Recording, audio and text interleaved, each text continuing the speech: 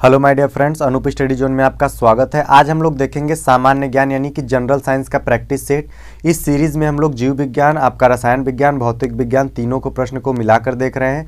ये हमारे आपके आरआरसी ग्रुप डी का जो एग्जाम होने वाला है, आरआरबी से आपका आरआरसीएफ आपका एग्जाम कंडक्ट कराएगा। उसके अलावा आपका लेखपाल हो गया और पुलिस, इन तीनों के लिए आपका मोस्ट इंपॉर्टेंट साइंस के प्रश्न हो सकते हैं, क्योंकि ये उन्हीं के आधारित पर प्रश्न बनाए गए हैं। ठीक है, तो अभी पिछले वीडियोस को आपने नहीं देखा है तो डिस्क्रिप्शन में लिंक दिया है, आप जाकर के वहां से देख सकते हैं। चलिए हम लोग आज का क्लास स्टार्ट करते हैं अपने पहले क्वेश्चन से। तुम्हारा पहला जो प्रश्न दिया हो, निम्नलिखित में कौन सा विषम जो आपका विषमांगी मिश्रण है। ठीक है, ऑप्शन आपके क्या क्या दिए हुए हैं, पीतल है, पानी में चीनी का घोल है, वायु है और दूध है। तो आपका सही ऑप्शन क्या हो जाएगा, दूध। ठीक है, देखिए दूध में क्या होता है, वह मिश्रण जिसके प्रत्येक भागों में उसकी अवयवी पदार्थों के संगठक व विभिन्न गुणधर्म एक नहीं होते हैं। जैसे आपका लोहा हो गया, गंधक का मिश्रण हो गया, बालू नमक का मिश्रण हो गया, तो वो सभी आपका विषमांगी मिश्रण में होते हैं। ठीक है, चलिए अगला प्रश्न देखिए। अगला प्रश्न आपका, निम्नलिखित में विषम की पहचान करना है। आपको क्या करना है, विषम का पहचान करना है। तो ये देखिए आपका वायु, मिश्र धातु या फिर दूध, और इसके बाद आपका क्या है, जल। तो ये देखिए आपका तीनों क्या है, आपका जो विकल्प डी को छोड़कर सभी पदार्थ क्या है, ये सभी मिश्रण है। वायु क्या है, मिश्रण है। सभी जो आपके मेथेन हो गया, गैस, जो भी गैस है आपका, हाइड्रोजन हो गया, हीलियम हो गया, इन सभी का मिश्रण है। मिश्र धातु तो धातुओं का मिश्रण होता ही है। ठीक है, दूध में भी आपका मिश्रण पाया जाता है। केवल जो आपका जल होता है, जल आपका सभी पदार्थ मिश्रण है, लेकिन जल एक यौगिक है। जल क्या है, जल आपका यौगिक है। ठीक है, चलिए आगे देखिए। अगला प्रश्न है आपका, सामान्य पदार्थों के भौतिक अवस्था में शामिल नहीं है। कौन सा ऐसा पदार्थ है जो आपकी भौतिक अवस्था में शामिल नहीं है। तो ये आपका है कोलाइड सॉल्यूशन। ठीक है, जो आपका कोलाइड पदार्थ होता है, यह आपके भौतिक अवस्था में आपका शामिल नहीं होता है। यह होता क्या है, तो यह आप कोलाइड एक तरीके से जान सकते हैं कि एक रासायनिक मिश्रण होता है, जिसमें एक पदार्थ के कण दूसरे पदार्थ से समान रूप से परिक्षेपित होते हैं। पदार्थ की मुख्यतः तीन अवस्थाएं होती हैं, आपको पता है, सॉलिड, लिक्विड और गैस। लेकिन दो और आ गई हैं, आपको पता होना चाहिए, एक प्लाज्मा है और एक आपका कौन सा है, एक आपका आइंस्टीन बोस है। ठीक है, तो ये 5 प्रकार की अवस्थाएं हो चुकी हैं, लेकिन हालांकि अभी तक आपको कितना ध्यान में रखना है, 3, क्योंकि अभी 3 ही का हम लोग यूज कर पाते हैं। ठीक है, चलिए अगला प्रश्न देखिए। अगला प्रश्न आपका दिया है, हवा क्या है। हवा एक आपका शुद्ध मिश्रण है, या फिर केवल मिश्रणों का मिश्रण है, या केवल तत्वों का मिश्रण है, दोनों तत्वों और यौगिकों का मिश्रण है। तो आपका देखिए हवा जो होता है, हवा क्या होता है, यह दोनों, यह तत्वों का भी और यौगिकों का भी दोनों का मिश्रण होता है।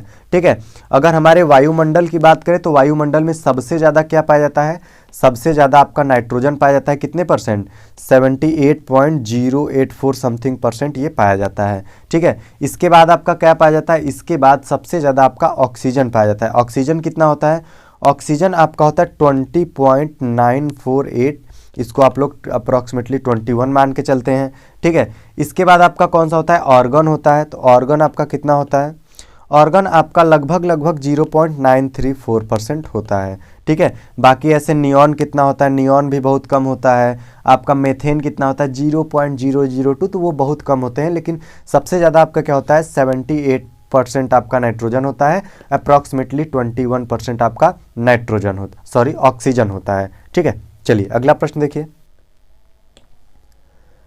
वह विजातीय मिश्रण जिसमें केवल मतलब जिसमें विलेय के कण घुलते नहीं हैं बल्कि पूरे माध्यम में निलंबित बने रहते हैं, वह क्या कहलाता है। ठीक है, तो वह आपका क्या कहलाता है, वह आपका सस्पेंशन कहलाता है। ठीक है, सस्पेंशन क्या होता है, इसमें पूरे माध्यम में क्या होता है, जो इसके कण होते हैं घुलते नहीं हैं, लेकिन ये पूरे माध्यम में क्या होता है, निलंबित बने रहते हैं, वह क्या कहलाते हैं, वह आपके सस्पेंशन कहलाते हैं। ठीक है, चलिए अगला प्रश्न देखिए।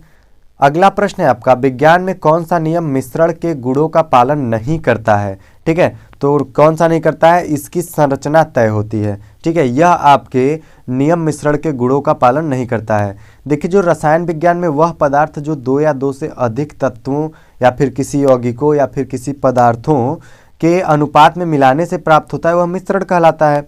अब मिश्रण क्या होता है, मिश्रण को सरल यांत्रिक विधियों द्वारा पुनः उनके जो प्रारंभिक अवयव होते हैं उनमें उनको लाया जा सकता है। ठीक है, चलिए अगला प्रश्न देखिए। अगला प्रश्न दिया हुआ है, जब दो तरल पदार्थ एक दूसरे में घुलते नहीं हैं और सॉल्यूशन नहीं बनाते तो उसे क्या कहा जाता है। ठीक है, तो अभी आपने देखा है कि जब दो तरल पदार्थ होते हैं वो आपके जब घुलते नहीं हैं तो वो क्या कहलाते हैं, अमिश्रणीय, यानी कि आपकी इमिसिबल कहलाते हैं। क्या कहते हैं, इमिसिबल। ठीक है, एक होता है मिसिबल, इमिसिबल, तो वो क्या कहलाते हैं, अमिश्रणीय, यानी कि उससे मिश्रण नहीं किया जा सकता है।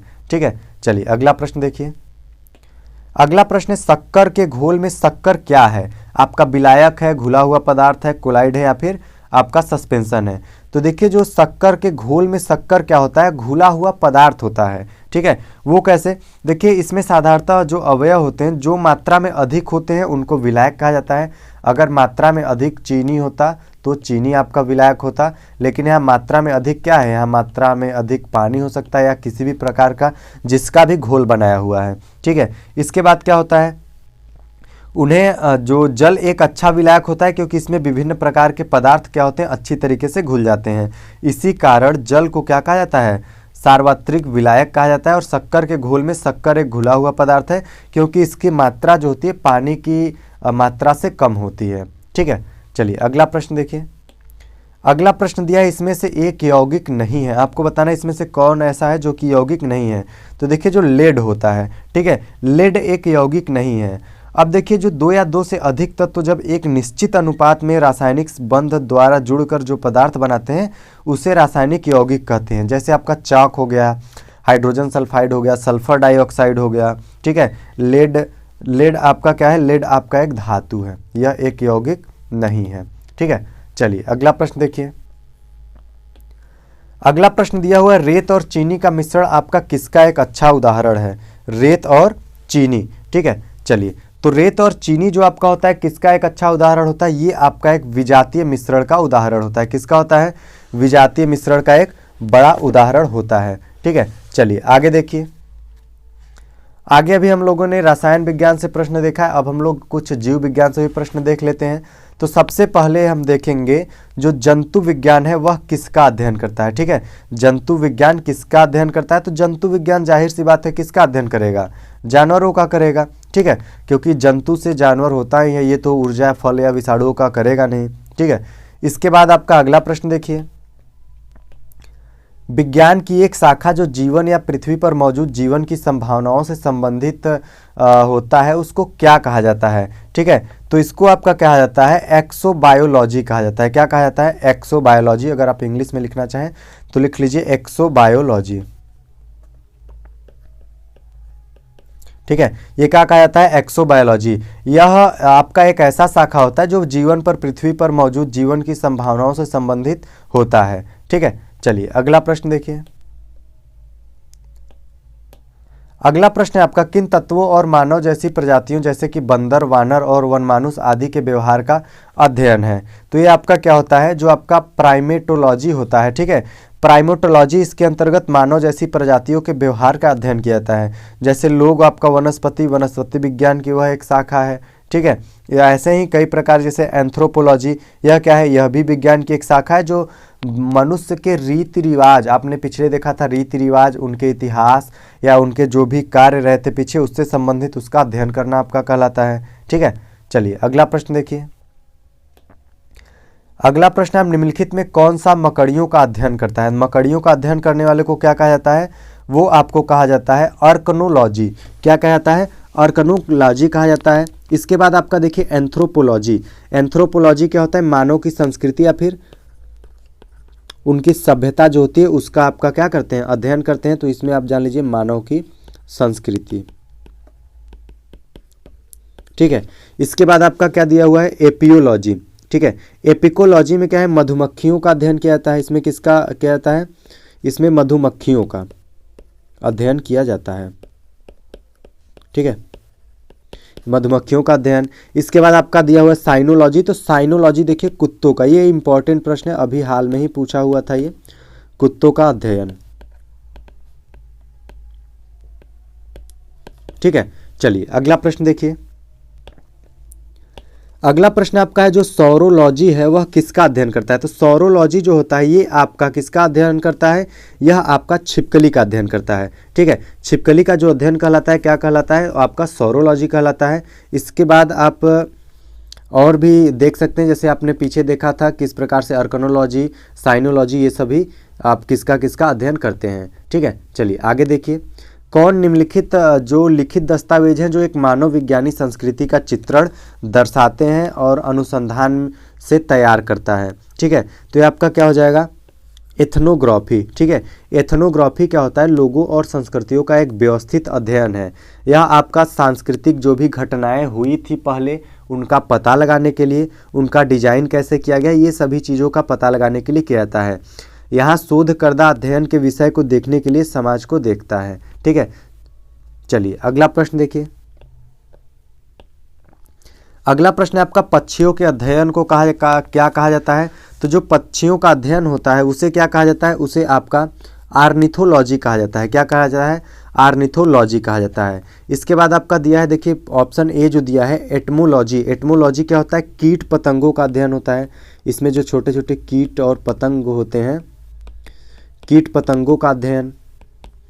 इसके बाद आपका क्या दिया हुआ है, हर्पटोलॉजी। ठीक है, हर्पटोलॉजी क्या होता है, यह सरीसृप यानी कि जो रेप्टाइल और एम्फीबिया होते हैं इन वर्गों का आपका जंतुओं का अध्ययन किया जाता है आपका हर्पेटोलॉजी में। ठीक है, चलिए अगला प्रश्न देखिए। अगला प्रश्न दिया है प्राचीन काल के जानवरों, पौधों एवं वन जो अन्य जीवों के संरक्षित अवशेषों या चिन्हों का अध्ययन का विज्ञान क्या कहलाता है। ठीक है, तो ये आपका क्या कहलाता है, ये आपका कहलाता है जीवाश्म विज्ञान यानी कि पैलियोटोलॉजी। क्या कहा जाता है इसको, पैलियोटोलॉजी। यह प्राचीन काल में जो जानवर होते थे और पौधे एवं अन्य जीव के जो संरक्षित अवशेष होते थे उनके चिन्हों का अध्ययन करना ही कहलाता है। ठीक है, इसके बाद आप अगर जानना चाहें तो नृविज्ञान क्या होता है।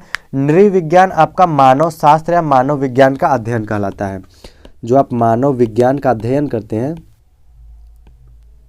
ठीक है, मानव विज्ञान का आपका अध्ययन क्या कहलाता है, आपका नृविज्ञान कहलाता है। ठीक है, आप पुरातत्व विज्ञान क्या होता है, पुरातत्व जो आपका मानव संस्कृति के विकास के क्रम को समझने और उसकी व्याख्या करने की कार्य को कहा जाता है। औषधि विज्ञान आपका दिया है, औषध विज्ञान।